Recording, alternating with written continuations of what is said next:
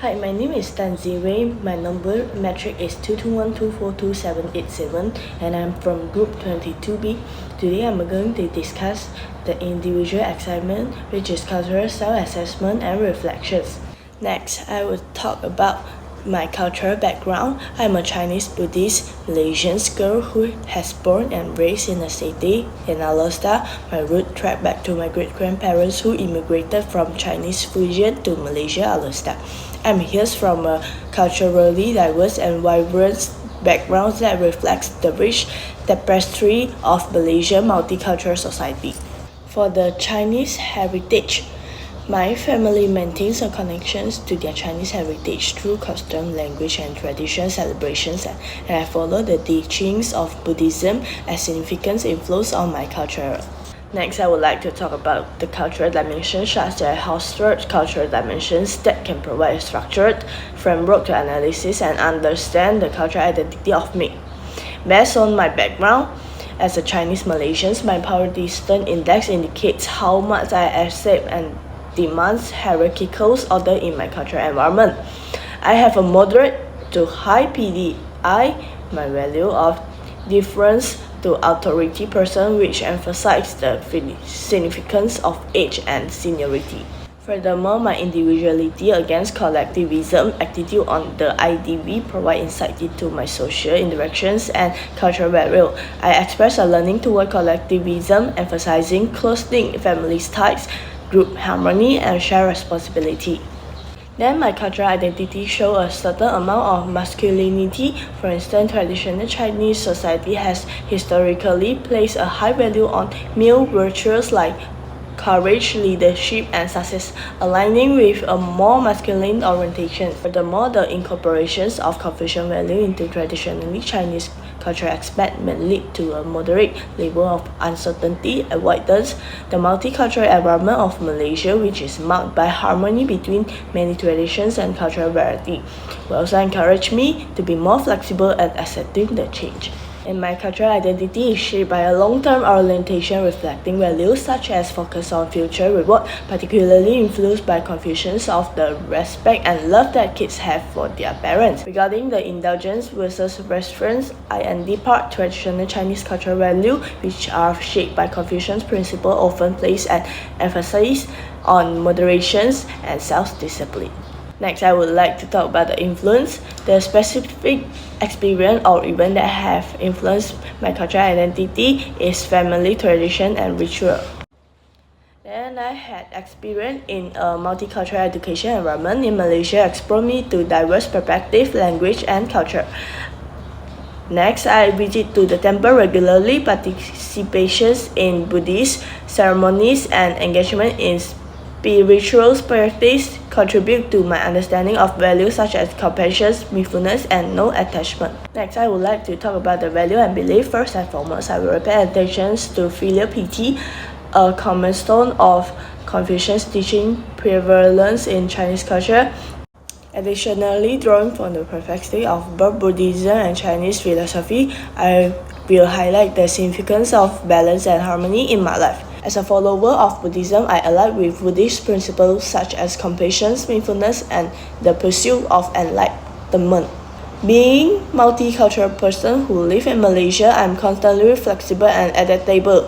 Not only that, but also related to the educations that I had in Malaysia, I will place a high priority on education and self-improvement since I understand how critical information and skill are to both personal and professional development.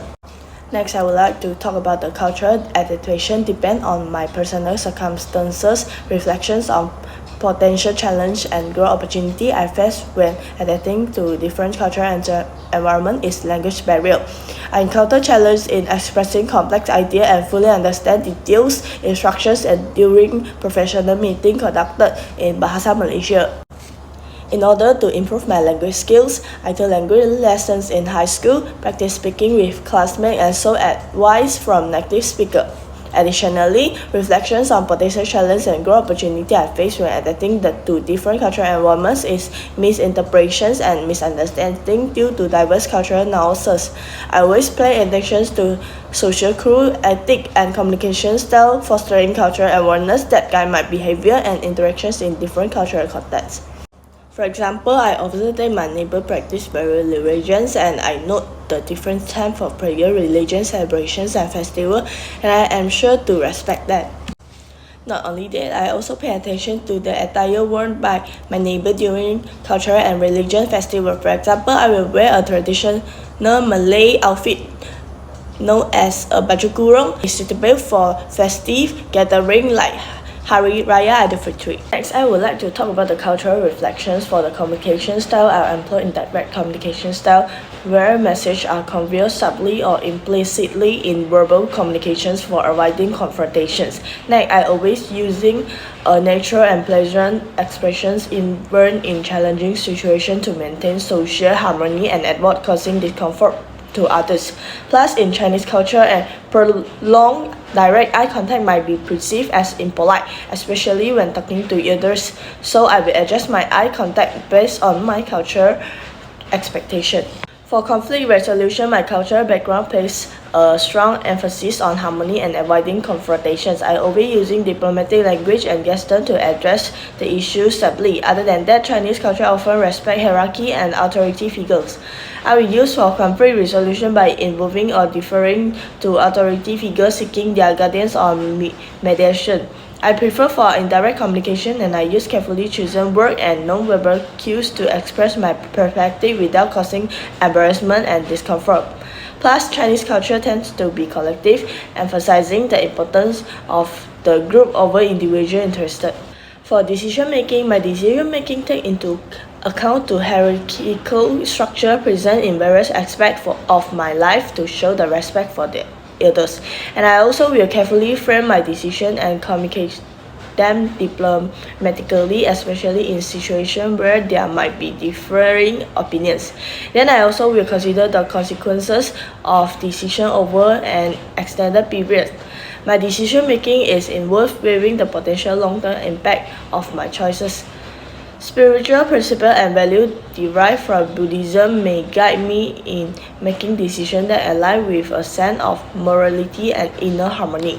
For leadership preference, I always prefer the leadership style that emphasizes group harmony. For example, my decisions and actions as a leader, I will prioritize the collective goal and the overall welfare of the team or community. Furthermore, I prefer the leadership style that maintains the clear structure with respect for seniority and authority.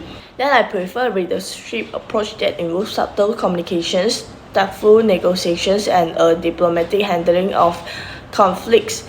While traditional values are important, my cultural background may also include the ability to adapt the changing environment and embrace diversity.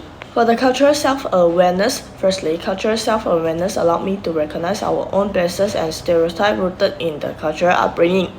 Cultural self-awareness enhances communication effectiveness. Leaders who are aware of their own communication style can adapt them to better connect with individuals from different cultural backgrounds.